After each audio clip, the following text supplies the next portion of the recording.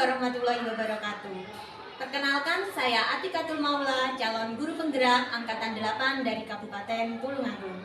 Hari ini saya tidak sendiri, saya ditemani oleh Ibu Kepala Sekolah dari SD Negeri 1 Sukodono, Ibu Nini Umpeawati.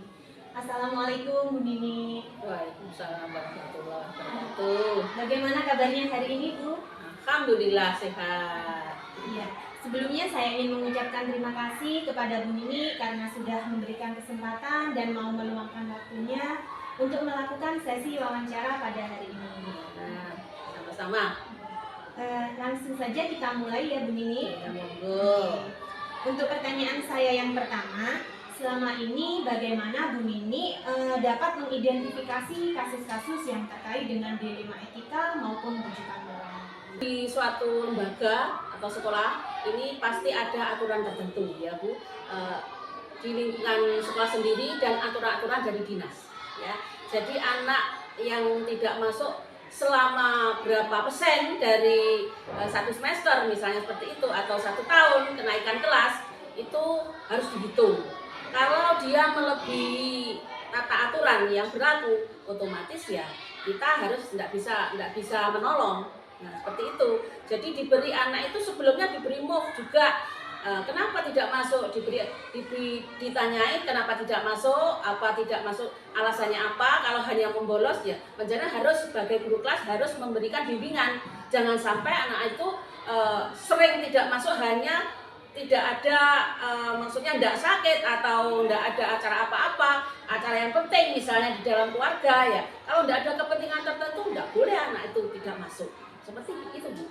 Gitu. Berarti untuk pengambilan keputusan itu ya kita harus tetap mengacu pada peraturan yang ada betul. di lembaga. Ya betul. Nanti begini Bu, kalau kita tidak mentaati aturan-aturan tertentu, aturan-aturan tertentu itu jadinya bisa lembek Bu ya. Jadi kita harus tegas. Jadi mengambil keputusan harus tegas. Jadi sama-sama jalan. Jadi aturan jalan, anak itu juga dibimbing jangan sampai seenaknya sendiri tidak masuk seperti itu, namanya nanti yang lain juga akan Mary itu loh tidak masuk kok bisa sekali sering tidak masuk kok bisa naik kelas juga kan, seperti itu. Bidang studi yang lain bagaimana? Nah, kan begitu. Jadi kalau bidang studi kalau tidak masuk otomatis dia tidak mengikuti pelajaran misalnya bidang studi yang lain, tentu saja dia akan tidak mengerti, ya kan? Nilainya bagaimana? Kan tidak hanya bidang olahraga saja di dalam untuk kenaikan kelas. Seperti itu ya Bu. Iya, terima kasih. Nah untuk pertanyaan saya selanjutnya Bu, selama ini bagaimana Bu Nini menjalankan keputusan di sekolah Ibu? Terutama untuk kasus-kasus di mana ada dua kepentingan yang sama-sama benar ataupun sama-sama mengandung nilai kebajikan. Ya itu adalah suatu dilema Bu ya. Jadi kalau aturan itu juga harus ditaati siapapun, namanya saja aturan tertentu itu kalau tidak ditaati ya berarti kan melanggar aturan. Kalau melanggar aturan kan berarti ada sanksi kan gitu. Sanksi itu adalah berupa efek tadi. Jadi sanksinya adalah berupa efeknya tadi. Jadi orang yang tidak mentaati peraturan atau tata tertib pasti ada sanksinya. Sanksinya apa? Jadi tidak sesuai dengan apa yang diinginkan, kan seperti itu. Contohnya tadi itu, dia jadinya tidak naik. Kenapa? Ya karena tidak mentaati aturan dan tata tertib. Ada efeknya. Sanksinya menjadi tidak naik karena tidak mematuhi peraturan itu tadi.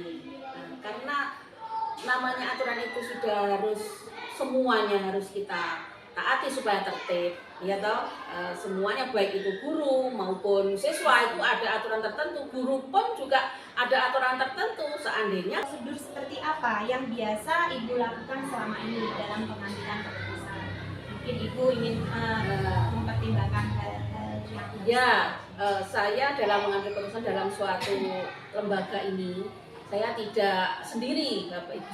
Meskipun saya itu kepala sekolah, pasti ada juga Bapak Ibu guru semuanya saya beri pendapatnya bagaimana sebaiknya seperti itu. Pasti ada rapat. Saya pasti ada kalau ada kasus-kasus tertentu yang kira-kira menyangkut anak ataupun guru ya seperti itu. Jadi dalam keluarga lingkup sekolah ini yang lain juga saya beri pendapat, saya mintai pendapat bagaimana sebaiknya ini Bapak Ibu.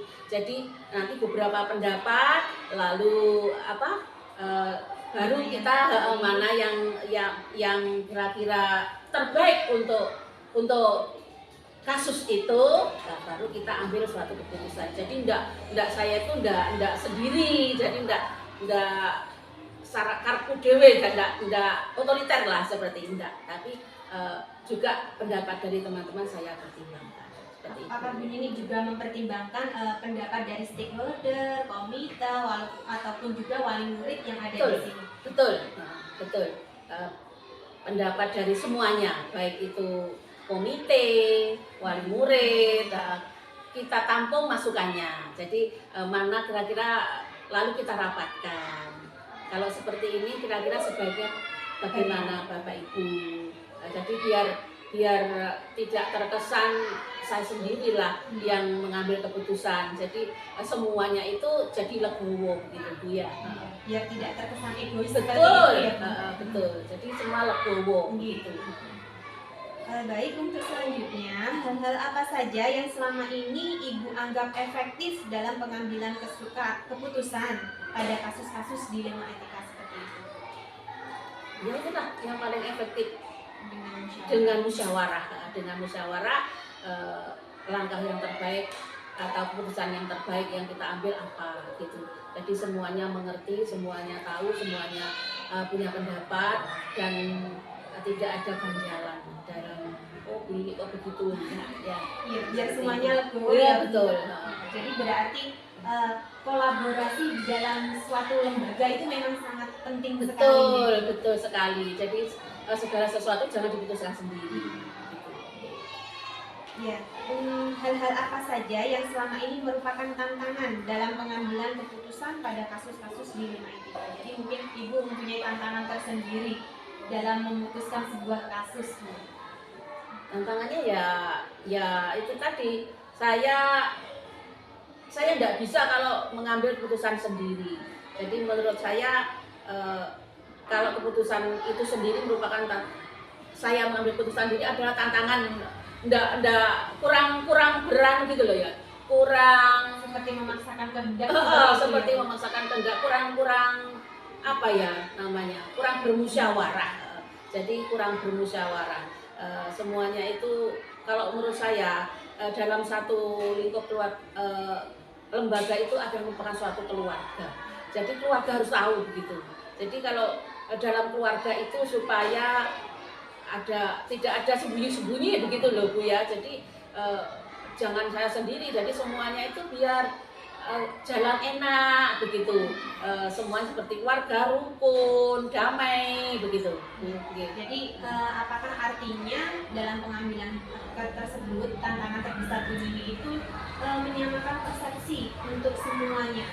Ya, seperti itu. Iya. Menurut saya menyamakan persepsi ini penting. Iya.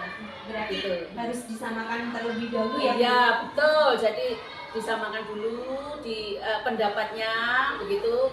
Barangkali ada satu dua yang pendapatnya enggak sama, barangkali ini harus juga mau menerima dari pendapat dari teman-teman yang banyak begitu kan. Jadi yang pendapat yang terbanyak apa gitu, terus yang terbaik bagaimana begitu.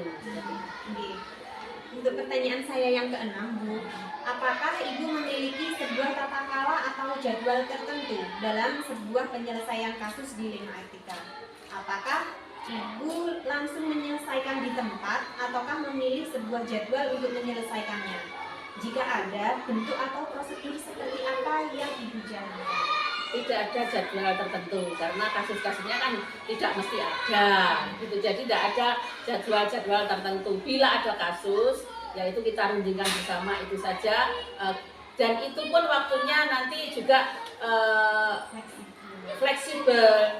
Kapan kira-kira teman-teman bisa berkumpul begitu, berkumpul untuk bermusyawarah. Bila ada misalnya keperluan yang lain tidak bisa, ya kita menunggu sampai teman-teman yang lain itu bisa berkumpul begitu, sehingga bisa memberikan pendapatnya masing-masing agar semuanya tahu dan mengerti dan akhirnya bisa semuanya itu enak gitu keputusannya. Jadi tidak ada jadwal tertentu, tidak ada, tergantung jenis kasusnya dan kapan kasusnya. Nah itu segera, yang jelas segera diselesaikan, jangan sampai diundur-undur begitu. Jadi saya senang kalau ada kasus, mari kita kumpul bersama, lalu kita selesaikan bersama, semuanya bisa mengerti, semuanya bisa berpendapat, yang terbaik itu apa. Nah itu semakin cepat semakin baik. Untuk selanjutnya Bu, apakah ada seseorang ataupun faktor-faktor yang selama ini mempermudah atau membantu Ibu dalam pengambilan keputusan dalam kasus-kasus dilema etika? Ya, ada. Semuanya guru-guru di sini. Ya, yang jelas semuanya guru-guru di sini. Saya mintai pendapat dan alhamdulillah Bapak Ibu guru di sini ini semuanya baik ya. Semuanya juga punya pendapat ya. Pendapatnya juga masuk begitu ya. Dan semuanya itu kayaknya di dalam bermusyawarah itu enak gitu. Jadi semuanya itu tergantung mungkin ya, semuanya tergantung pemimpin ya Pak Ibu. Jadi kalau pemimpinnya itu juga konsekuen dalam hal apa saja, misalnya aturannya begini, pemimpinnya tidak begitu lah, kan itu namanya tidak konsekuen. Jadi seorang pemimpin itu harus menjadi contoh. Selain itu juga ya benar-benar mampu lah di dalam hal apa saja. Jadi tidak dipandang rendah oleh anak buahnya. Jadi jangan jadi pemimpin itu seenaknya sendiri. Anak buahnya disuruh begini tapi pemimpinnya enggak. Ya, itu seperti itu kan enggak bagus seperti itu. Jadi ya jadi pemimpin itu juga harus bisa memberi contoh yang baik dalam segala hal. Memang guru-guru yang ada di sini itu merupakan faktor pendukung bagi pengambilan keputusan yang sangat betul. Iya betul sekali. Pertanyaan saya yang terakhir, dari semua hal yang telah Ibu sampaikan, pembelajaran apa yang dapat Ibu petik dari pengalaman Ibu dalam mengambil keputusan selama ini? Ya pengalaman yang saya petik ya itu faktor musyawarah itu penting. Ya. Di dalam suatu keluarga faktor musyawarah itu penting, sangat penting agar semuanya itu bisa berjalan lancar ya. Dan tidak ada kecemburuan tertentu dalam beberapa hal. Jadi kecemburuan apa saja ya, kalau kita itu floor, kita itu terbuka ya. Jadi faktor keterbukaan, faktor musyawarah itu sangat penting ya. Dan sebagai pemimpin harus memberikan contoh yang terbaik. Baik, Bu Nini, terima kasih sudah memberikan saya kesempatan dan semoga saya doakan semoga Bu Nini tetap panjang umur, sehat selalu dan mampu menjalankan tugasnya dengan baik. Alhamdulillah ya. Baik, terima kasih Bu Nini. Sami-sami.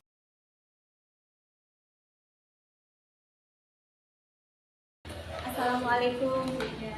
Waalaikumsalam warahmatullahi wabarakatuh. Sebelumnya saya ucapkan terima kasih karena Bu Endang sudah bersedia untuk saya wawancarai dalam tugas guru penggerak angkatan 8 kali ini. Iya. Pada kesempatan kali ini saya ingin mewawancarai atau ingin mendiskusikan dan tanya jawab dengan Bu Endang terkait dengan langkah Bu Endang dalam pengambilan keputusan terkait dengan dilema etika dan juga bujukan moral yang selama ini pernah Bu Endang temukan. Untuk pertanyaan pertama saya, Bu, selama ini bagaimana Ibu dapat mengidentifikasi kasus-kasus yang terkait dengan dilema etika maupun bujukan moral? Pertama, Bu, saya pribadi mengotakkan dua. Yang satu bagaimana dilema pada anak didik tentang etika, yang kedua dilema anak didik pada teman-teman. Iya. Yang pertama kalau bagi anak didik itu kami sebelumnya mengidentifikasikan, mengelompokkan masalah-masalah tersebut, apakah masalah yang dihadapi anak itu memang berpengaruh pada jiwa anak, pada lingkungan anak di sekolah maupun lingkungan anak di keluarga. Kalau nanti sudah ada penemuan anak saya mempunyai dilema seperti ini, oh dampaknya di sekolah seperti ini, dampaknya di rumah ini, baru kami bisa. Misalkan kemarin itu dilemanya, memang ini saya baru mengalami Bu. Beberapa hari yang lalu itu ada anak didik kami yang membakar tebu di belakang sekolah. Itu pun tanpa sepengetahuan guru pas waktu KBM, kegiatan belajar mengajar, tapi pada waktu istirahat. Kami guru tidak tahu setelah ada laporan dari masyarakat.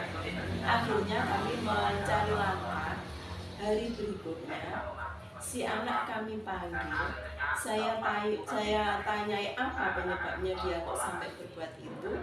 Ternyata anak itu berbuat itu memang ada seperti pelampiasan dia kekesalan terhadap orang tua. Saya tanyakan, nggak boleh sampai ke orang. Katanya dari rumah dia itu sudah marah. Kemudian dia itu tidak berkumpul dengan temannya belajar bermain di anak enggak, tapi dia bermain korek. Kemudian dilemparkan di tebu, tidak ditebus sebenarnya, itu disampah, diambil sampah. Karena berdekatan dengan tebu, di musim kemarau akhirnya menjalar. Ini otomatis sebagian tebu itu terbakar. Di samping itu saya lihat memang anaknya itu berasal dari keluarga yang broken home. iya betul. Baik Bu Endang, untuk pertanyaan saya yang kedua, selama ini bagaimana Ibu dapat menjalankan keputusan di sekolah Ibu, terutama untuk kasus-kasus di mana ada dua kepentingan yang sama-sama benar atau sama-sama mengandung nilai kebajikan? Oh iya, terima kasih. Memang Bu, sering ada masalah seperti itu. Di sisi lain ada kebaikan, di sisi lain kebaikan, jadi kita bingung mana yang utama. Kalau saya lihat dulu dari dampak masalah itu yang perlu diprioritaskan, yang diutamakan. Kalau memang itu berdampak skala besar, itu kita tangani dulu. Kalau berdampak skala kecil, sementara kita sisihkan. Jadi yang kedua-duanya sama-sama kebaikan sebetulnya. Tapi kalau dampaknya skala besar itu kita tangani dulu. Kalau skala kecil itu nanti saja yang berdampak. Langkah atau prosedur seperti apa yang biasa Ibu lakukan selama ini dalam pengambilan keputusan di sekolah? Iya.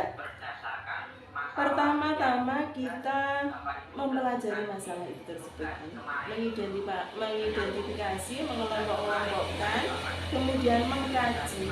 Kalau sudah mengkaji, menganalisis dari intinya, dari inti permasalahan itu, kemudian melihat siapa saja yang terlibat dalam masalah tersebut. Misalnya kemarin ya, seperti permasalahan kemarin yang kami hadapi ketika kami mau tidak apa-apa berpijak dari nomor 2 karena ini memang saya alami.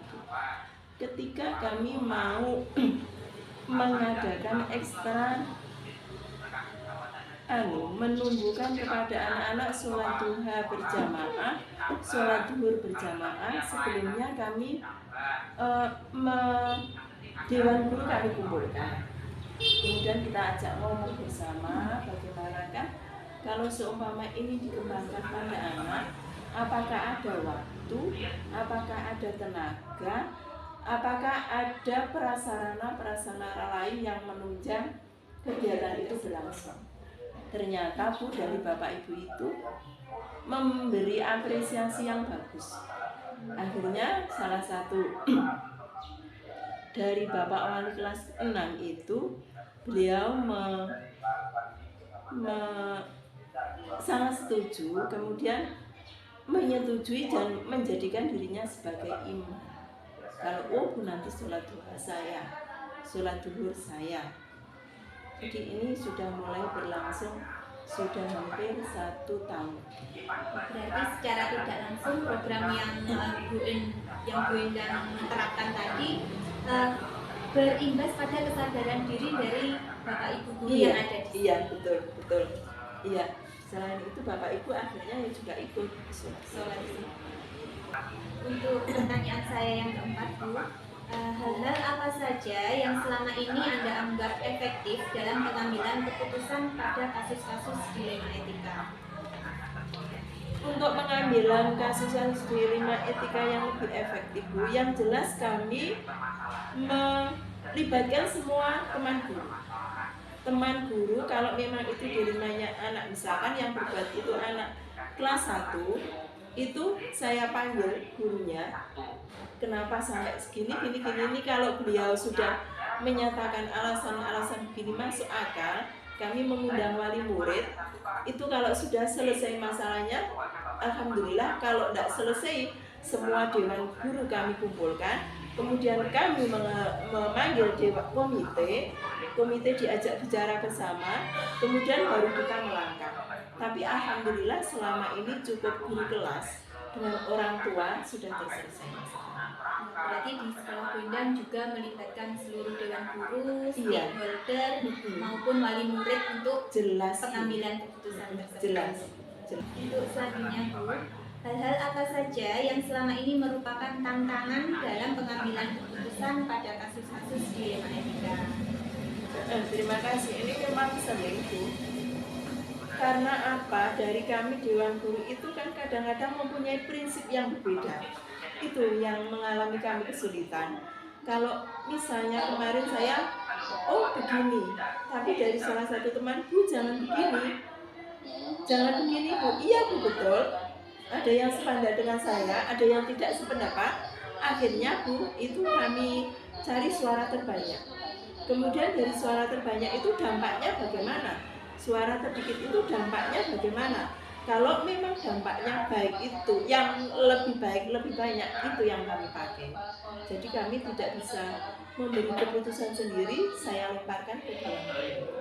Ambil suara terbanyak, kita lihat dampaknya yang lebih banyak mana baiknya, yang sedikit kita tinggalkan.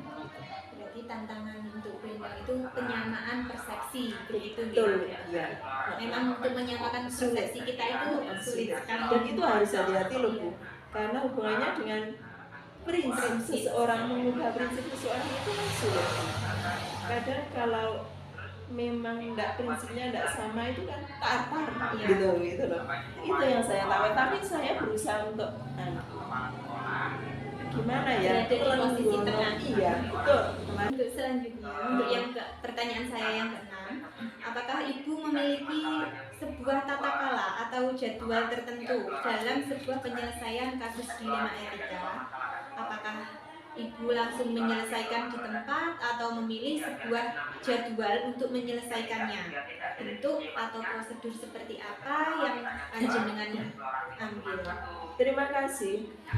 Kalau itu masalah itu datangnya kan tiba-tiba Bu, dan kami pun tidak pernah menjadwal atau memberi prosedur harus begini-begini, enggak.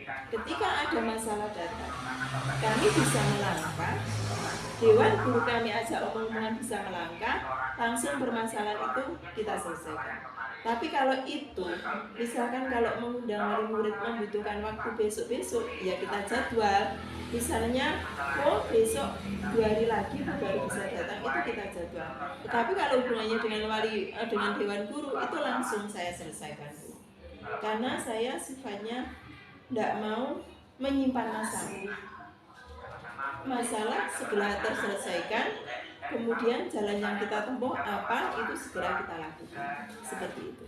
Berarti memang ada beberapa kasus atau masalah yang langsung diselesaikan saat itu, dan bisa juga ada jadwal butuh karena beratnya kasus tersebut. Ya, misalkan kalau mengundang wali murid kan tidak mesti seumpama diundang besok tidak mesti bisa datang di kapan hari. Itu yang kalau masalah teman guru itu langsung saya selesaikan. Tapi kalau hubungannya dengan wali murid, dengan komite itu butuh beberapa hari. Berarti butuh jadwal khusus. Tapi tidak harus menjadwalkan. Saya tidak mau menjadwalkan, Bu. Ya mudah-mudahan tidak ada masalah. Kalau nanti dijadwalkan, kok koyoknya nggak ada masalah. Berarti memang jadwalnya itu tidak paten seperti itu ya. Betul. Dilihat dulu kasusnya seperti apa, atau mungkin dilihat dulu apakah kita bisa menyelesaikan saat ini atau tidak. Iya. Itu yang pertanyaan saya selanjutnya, apakah seseorang atau faktor-faktor apa yang selama ini mempermudah atau membantu ibu dalam pengambilan keputusan dalam kasus-kasus di lingkungan? Mungkin ada faktor yang membantu panjenengan atau mungkin ada seseorang yang membantu panjenengan dalam penyelesaian kasus. Betul. Kalau ada kasus-kasus, Bu, saya tidak lepas dari teman-teman guru.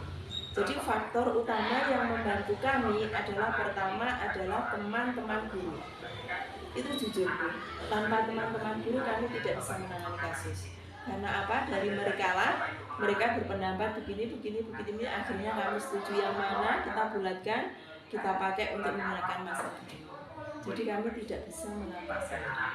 Berarti memang komunikasi dan juga kerjasama baik kepala sekolah dengan dewan guru itu memang sangat penting dalam Iya, pengambilan betul. keputusan panjenengan. Iya, mati nanti sekolahnya kalau hanya hidup satu.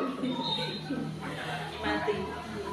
Untuk yang terakhir, dari semua hal yang telah Bu Endang sampaikan, pembelajaran apa yang dapat Bu Endang petik dari pengalaman Bu Endang selama mengambil keputusan yang terkait dengan dilema etika? Yang saya petik ya Bu ya, yang pertama dalam pengambilan keputusan itu tidak bisa kita mengegokan diri. Maksudnya prinsip kita loh mesti benar, itu tidak boleh Bu. Saya kalau memang saya punya pendapat sendiri Bu, tapi saya tidak mau berjalan sendiri dengan pendapat saya sendiri. Saya tawarkan ke teman guru, bagaimana kalau mereka kadang-kadang banyak di teman guru itu yang berpendapat begini, akhirnya kita musyawarahkan. Ya dengan legowo saya menerima meskipun itu bertentangan dengan prinsipnya, tapi dampaknya memang pendapat dari teman-teman guru itu betul. Jadi kami sebagai kepala sekolah tidak boleh mengutamakan ego sendiri. Iya. Jadi memang harus berada di posisi tengah, Iya. harus mendengarkan dulu informasi yang betul. ada. Meskipun saat itu ya Bu, ketika kami mengutarakan harus begini, ada teman guru, ya memang ada rasa lo sakit ya, tapi akhirnya ya kowe lo sing kleru, kae lo sing bener. Akhirnya sudah menggono. Kadang pun teman-teman guru ya gitu, mereka itu punya prinsip. Saya punya, oh iya, bilangnya betul. Jadi saling mengingatkan juga mungkin seperti itu. Iya. Dan juga Bunda juga perlu mengidentifikasi terlebih dahulu. Mungkin maksudnya Bunda seperti itu. Identifikasi apakah masalah ini benar terjadi. Iya, betul. Bu, itu sering Bu saya misalnya kalau teman Bu ini. Iya, saya bilang itu iya, tapi dalam arti iya mengiyakan pengaduan dia enggak. Tapi saya lihat ke lokasi. Apakah Sudah sering terjadi ini. Saya lihat ke lokasi, oh benar, baru saya menegur. Kalau saya melihat ke lokasi itu tidak benar ya, saya mencari jalan keluar sendiri secara diam-diam. Ini juga pernah saya lakukan tanpa sepengetahuan guru yang lain. Tapi ada guru baru.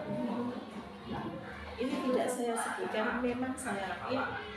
Ya baru saya lakukan menjelang tahun ajaran. Jadi keputusan yang Bu Endang ambil itu memang benar-benar Bu Endang perkirakan kira-kira dampaknya nanti akan seperti apa, memang sudah Bu Endang angan-angan seperti itu. Iya, memang gimana ya Bu, jadi merasa jadi orang tua pada teman-teman guru itu ada yang usianya di atas saya. Jadi saya juga harus hati-hati bagaimana yang lebih tua dengan saya itu tidak bisa tersinggung dengan keputusan yang kami putuskan gitu loh. Jadi tetap kami berada di bawah beliau-beliau yang sudah. Terima kasih Bu Endang, terima kasih untuk pengalaman Bu Endang memimpin di SD kabupaten